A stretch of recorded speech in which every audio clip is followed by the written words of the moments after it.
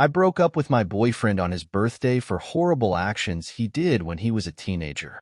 I don't know whether this count as a pro-revenge, but here is my story, which happened some years ago. I, 26F at the time, had just started dating Thomas, 28M, and things seemed promising. Very sweet man, educated and quite smart, good looks.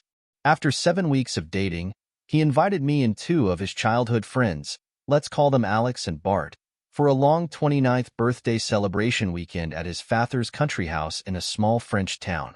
His father was going to be around as well, and I was very excited to meet everyone. Day 1, Friday, is fun. I am happy to get along well with Thomas's father, a smart and caring man. Day 2, Saturday. After a very nice day, we enjoy a party in the garden with the neighbors, including some friends of Thomas. After a few hours and lots of drinks, a group of people gather around a small campfire and start sharing childhood memories. This is where things go wrong. At first, of course, innocent and dumb stories as you would expect. But then, Thomas and his friends started sharing really sick stuff. In particular, they told a story about how, when they were 14 or 15 years old, they found very amusing to bully for almost 6 months Arthur, a boy of their school who was very isolated and shy. Making jokes, calling names, you name it. As if this was not enough, they created a fake girl profile on MSN Messenger, a computer platform to exchange live messages that we used in years 2000s, and spent King months, exchanging messages with him under the false girl identity, flirting and developing a false relationship with the poor boy. Some people were in the confidence at school, and it became a big and cruel joke behind Arthur's back. They used pictures of Bart's real cousin, and the boy truly thought he had some kind of online girlfriend to whom he even sent confessions and love messages. At some point, they got bored and scheduled a false rendezvous IRL, asking the boy to take a bus for 2 or 3 hours, wearing a t-shirt Elmer the elephant, based on a private joke. Obviously, there was no one waiting for him, and they did not know how long he waited over there, by himself. If Arthur had not already understood what was going on, he found out the next day at school after Thomas and Bart told the story to everyone and even shared the love messages that Arthur had been writing. The poor boy stopped coming to class and apparently changed school, and it is easy to imagine that this must have been extremely traumatizing to him. Do you think that Thomas, Alex, and Bart had any bit of shame about it? Not a bit of remorse, in particular on Thomas and Bart's side. They kept making jokes about it, and even seemed to regret that they were not good enough at being evil to convince the boy to send nudes or sexy pics. I don't even want to imagine what would have happened if he had done so. To say that I felt uncomfortable would be a gross understatement. I was absolutely horrified and started to despise Thomas more than anything. I was not the only one shocked. Thomas's father, who heard the end of the story, had the most disappointed look in the eyes. His stupid son was so drunk that he did not even notice it. I escaped the party immediately after that and got back to the house. I could not sleep at all this night, and I kept thinking about the evening and how Thomas was still finding this funny. I heard him coming to bed around 4 a.m., but I pretended I was asleep. Day 3, Sunday, was the actual birthday, and the initial plan was that I would take Thomas on a one-to-one fancy surprise date for lunch nearby, and then we would meet the group for a late afternoon party. But instead, I woke up very early on Sunday morning, took all my stuff in silence, and went alone to the train station where I took a direct train heading back to Paris. I decided to send a text to Thomas wishing him happy birthday and telling him to meet me at a certain location 1 hour from the house for a surprise, and that I needed to go a little bit in advance to make sure that everything would be perfect. I had picked the location randomly, using Google Maps, to gain time. Thomas read the text around 10 a.m. when he woke up. He responded with excitement that he would follow religiously the instructions. When he arrived there at 12:30, I told him to wait further as there was little delay on something. Then I asked him to meet me at a restaurant which was 30-minute drive from the initial location. When he arrived at 13:15, I texted him that I was on my way, would arrive in 20 minutes, and that he will understand when he sees me why I made him wait. I also asked him to order some food and the most expensive bottle on the menu. Around 13:30, he started calling me several times and sent a lot of worry texts, And after 45 minutes I responded in French, "So, how does it feel to have people play with your feelings?" Then I stopped responding. I let him call and text the entire afternoon, but never responded. At some point an unknown number called me. It was his friend Alex asking what was going on and that Thomas' birthday was completely ruined because of what I did. I just responded, "This is an extremely small payback for what you did to Arthur. Tell Thomas to stop calling me," and hung up. I blocked them. I still felt bad the entire evening as I had started to grow attached to Thomas back then. The following days, a common friend called me to say that my reaction was completely absurd and unfair, that it was not my role to punish someone for actions they did as a teenager, that they were adult ways of saying things, and that I had been completely crazy. Only a few people supported what I did. Everyone else seemed to think that I was a bit ch. Thomas tried to fix things and win me back for a few months afterwards. I never responded to any of his messages. I don't regret it. I simply hope that Arthur, who should be 35 or 36 years old now, is well. And now to the next story, Story 2. Besties entitled SIL. So, this isn't my story, but my bestie and I got her permission to post those. My bestie T, 26F, and her husband A, 27M, live with A's parents and younger brother BIL, early 20s, and his GF SIL, early 20s. And it's just full circus there. For some context of what kind of a person T is, she grew up with almost nothing. She and A are both the eldest children. Now, T is caring, bubbly, has this childlike innocence, emphatic, and really hardworking. She's the hardest worker I've ever met. Of all the 11 years we've been friends, I've seen her go from couch surfing while doing side jobs just to get by to getting her bachelor's degree and having a full-time good-paying job. She and A both have full-time jobs when they had my goddaughter C, 1 to 3 years old. And T makes more than a 2, still both full-time workers. Now here's the issue with the in-laws. T and A aren't married yet. That were supposed to have a courthouse wedding when she got pregnant, but things didn't work well, but they are getting married soon. T had contributed a lot to the household. T got an AC unit for them. She cleans. She and A, IRC, help pay FIL's motorcycle that neither could even use.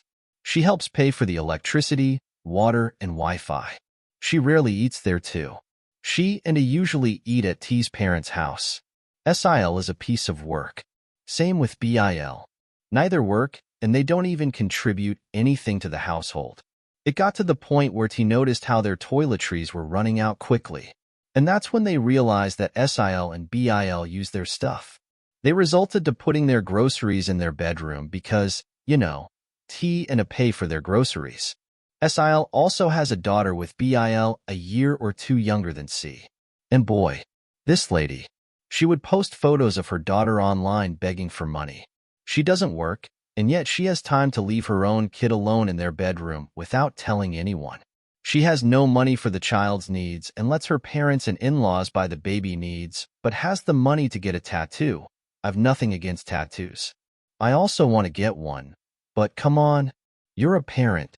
Get your tats after you've gotten your kids' needs. She also has an older daughter from her first BF. She got pregnant at 16. And why?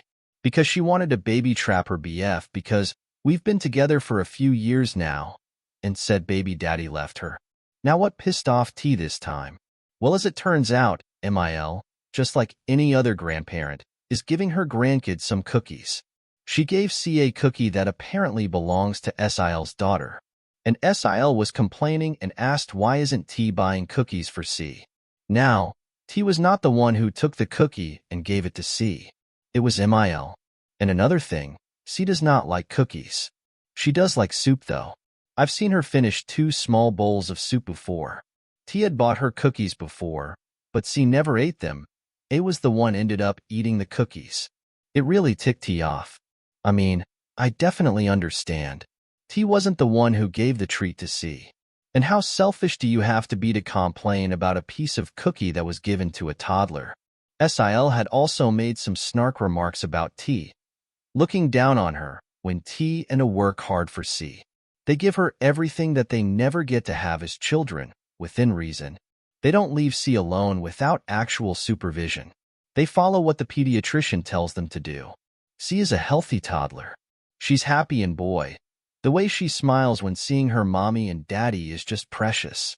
She hates being away from them. No joke. T walked me out of their house to my vehicle, and C ran after her crying, thinking that we're leaving without her. That's how attached she is to her parents. She can sleep on them without worry. She is just excited to be with them. While Sil with her daughter, it's the polar opposite. She screams at the toddler, threatening to beat the kid. Mil even scolded Sil for starting a fight with a toddler. Yes, imagine being an adult, but you can't handle your kid being a kid. Me, who is childless, is more concerned for her child than her. I don't get why she can just leave her kid alone in her room without telling anyone. What if there was a fire? What if she falls off the bed? What if she hits her head? Children, especially toddlers, are accident-prone. If you're not worried about your kid, what kind of parent are you? She has no job. She doesn't do anything but gossip with the neighbors. And yet, she cannot find the time to take care of her own kid. And she still makes T look like the bad mom. I do hope karma hits Sil. Because if not, I might actually fight someone half a decade or so younger than me. There's a lot more about this Sil, but that will take me a whole week to write down. Well, that's T's Sil that she can't consider a sister. Next story, Story 3. I Want a Biscuit, the 2-day saga of a hospital Karen. This is going to be long but full of entitlement. I was in hospital and ended up being put in the observation unit because no specialist beds were available. The OBS unit is a catch-all ward where patients are put if they're not in imminent danger but need regular monitoring. It's bright and extremely noisy, so nobody can sleep well. Unfortunately, Biscuit Karen arrives at 10 p.m. on day 1. Why is she called Biscuit Karen? Because she wants a biscuit, and she's shouting this loudly enough for the whole OBS unit to hear. Never mind the time, or that we're mostly trying to sleep. Never mind that her blood sugar is 8.5, elevated, and she's diabetic, so she really doesn't need more sugar. But hey-ho, the long-suffering nurses find her a biscuit and ask her to be quiet. Biscuit Karen does not quieten down because shouting is her default setting, and she doesn't seem to notice that other patients exist. After 10 minutes of solid noise pollution, she wants another biscuit. The nurses give it to her. More noise. Then another 15 minutes later, she calls for another biscuit. The nurses are occupied, so nobody answers her immediately. So she shouts her request louder, as if we all hadn't heard her already. This is where the nurses begin to lose patience. She is told to be quiet, and her blood sugar level is mentioned. However, Biscuit Karen insists, so she's given another F*** and biscuit. Maybe the nurses drugged this one because Biscuit Karen soon goes to sleep and snores loudly. This was a taste of what was to come, but nobody on the OBS unit knew it yet. Day 2, 11 p.m. Biscuit Karen has been okay all day, and nothing much appears to be wrong with her. She has a walking aid and can get herself to the toilet. But she doesn't want to. She calls a nurse to put her on the commode. A very blunt nurse points out that she's seen Karen walking, so she's not going to help her. The toilet is only 10 meters away. Biscuit Karen does not accept this. She keeps shouting for a nurse to help her. Eventually, the blunt nurse goes to check, and Biscuit Karen has actually wet herself in her passive-aggressive rage. The nurse is shocked and is telling Biscuit Karen off. Biscuit Karen does not care. Meanwhile, the bed is now sodden, and the sheets have to be changed. The blunt nurse helps put Biscuit Karen on the commode and then goes to get the spare sheets. Unfortunately for the nurses, other patients are being equally tricky. There's the alcoholic man who can't walk but keeps trying and falling to the floor, the polar opposite of our anti-heroine, and a woman with the broken neck who constantly takes off her nightgown and tries to go wandering. All the nurses are kept busy rounding up the strays and inevitably forget about the abandoned Biscuit Karen left sitting on the commode. Biscuit Karen ensures that she's not neglected for long. Can somebody help me? Ricochets repeatedly around the OBS unit, to the dismay of all the people trying to sleep. Eventually it becomes, somebody help me. My back hurts, Of all the disruptive behavior happening on the OBS unit, she's by far the loudest, the most persistent, and the most obnoxious, because she caused her own discomfort in the first place.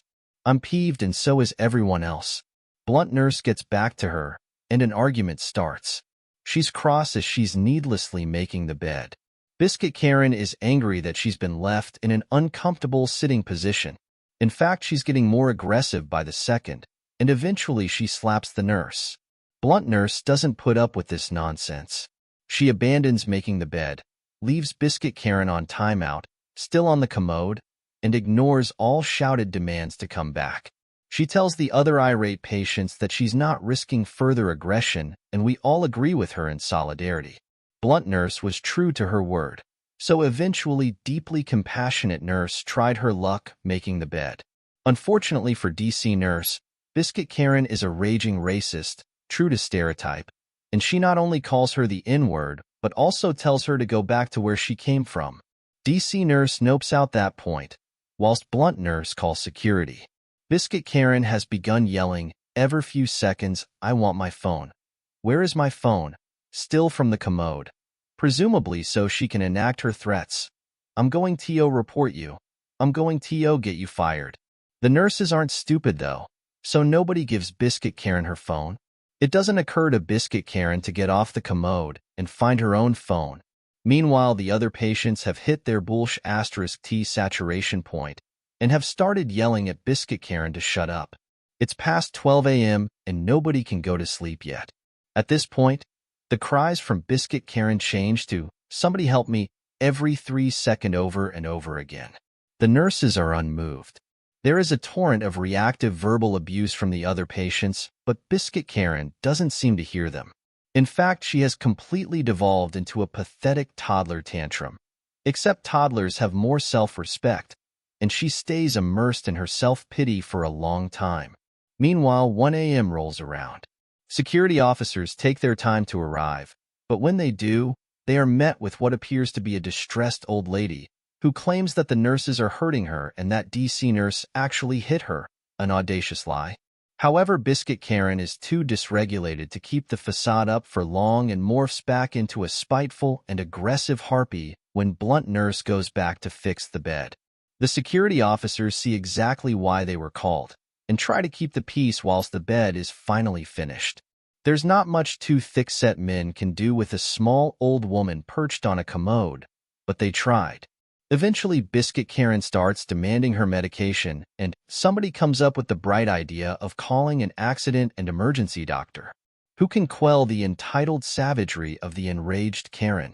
Of course, it would be a young, handsome, confident male doctor, the very epitome of a rescuer to an old *TCH who's trying to play the victim. When he turns up, Biscuit Karen becomes a sweet and compliant old lady, answering, yes, doctor, no, doctor.